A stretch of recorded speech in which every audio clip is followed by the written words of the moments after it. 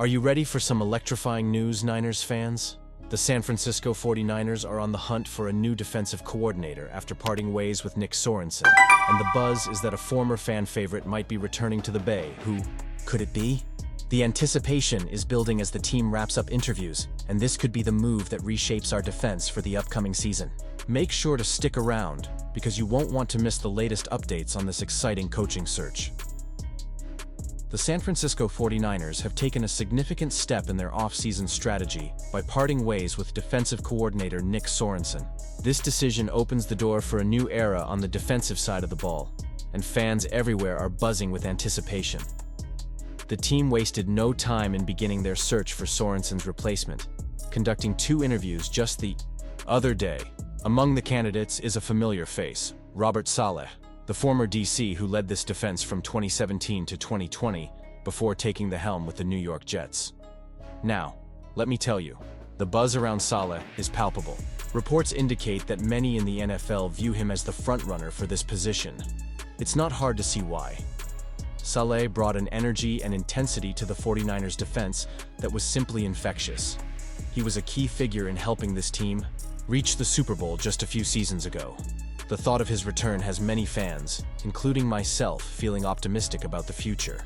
But here's the rub. Saleh is also in the mix for the head coaching position with the Jacksonville Jaguars, a team where he previously coached linebackers. So, while we're all hoping for a reunion, we can't ignore the possibility that he may choose to head back to Jacksonville. What's the plan if Saleh opts for the Jaguars?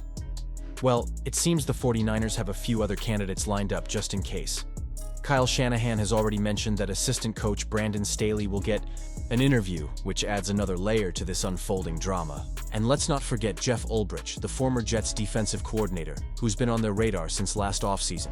If Saleh slips away, it's good to know the 49ers have options. However, let's face it, the last thing we want as a fan base is another round of coordinator changes. We've seen the impact of instability on a team firsthand. Jeremy Fowler from ESPN noted that veteran players are growing weary of the lack of continuity after a string of hires and fires. This is critical. The 49ers need to nail this hire to avoid another offseason filled with questions and doubts. The pressure is mounting on Shanahan not just to find a coordinator but to find the right one, someone who can bring cohesion and direction to this defense. As I sit here thinking about the potential candidates, I can't help but feel torn. Do I think Saleh is the right choice?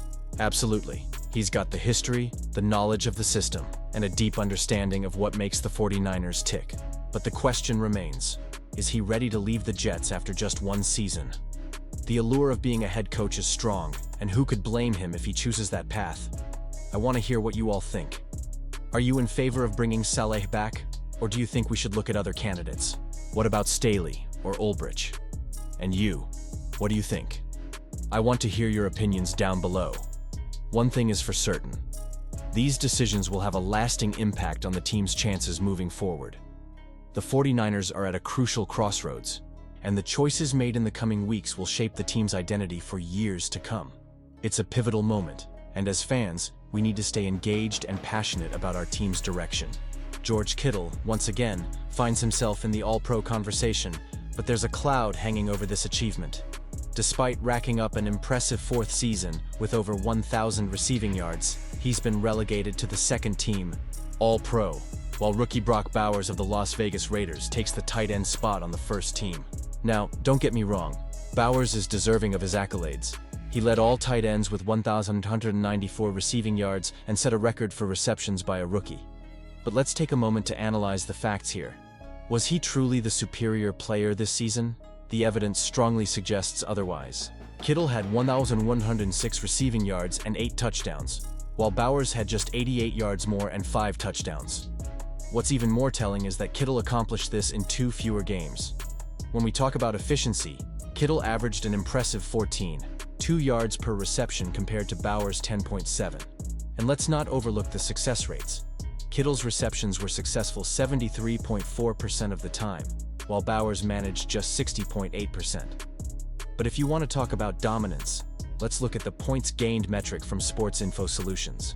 Kittle topped the league with 39.49 points gained on receptions, while Bowers was way down at 17th with 23.39. This isn't just about catching passes, it's about making an impact on every play. And let's not forget that Kittle is not just a receiving threat, he's a force on the blocking front as well. He led all tight ends with 13.84 points gained in blocking, while Bowers only managed 6.54. Now, I know some will say that it's about rewarding the new talent, and I get that. But let's be real. When you've set the bar as high as Kittle has, it's hard not to feel overlooked. This isn't the first time he's faced this kind of snub. Back in 2018, after breaking the record for receiving yards by a tight end in a season, Kittle still found himself behind Travis Kelce for the All-Pro honors. Kelce had his own impressive season, but Kittle had a legitimate case for being recognized as the best tight end in the league. It's frustrating for fans like us who pour our hearts into supporting this team. Kittle is the epitome of what it means to be a San Francisco 49er. He plays with passion and tenacity, always putting the team first. While he may not let this All-Pro snub affect his cheerful disposition, the reality is that these decisions carry weight. They impact player morale, team dynamics, and even the way our franchise is viewed on a national scale. So, what does this mean for the 49ers moving forward?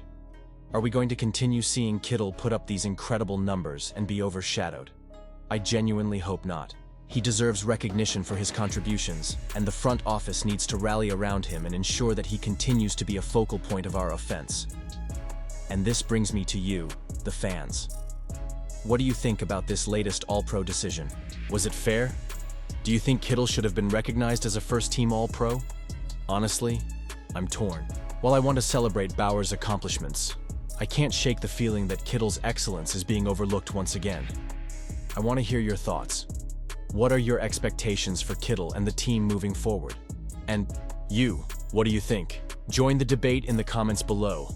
Your opinions matter, and I'm eager to see what you all have to say about this situation. Don't forget to like, share, and subscribe to the channel to stay updated with everything San Francisco 49ers. And activate the notification bell to get all the latest updates. Every bit of support keeps this community thriving. Let's keep the conversation going. 49ers faithful.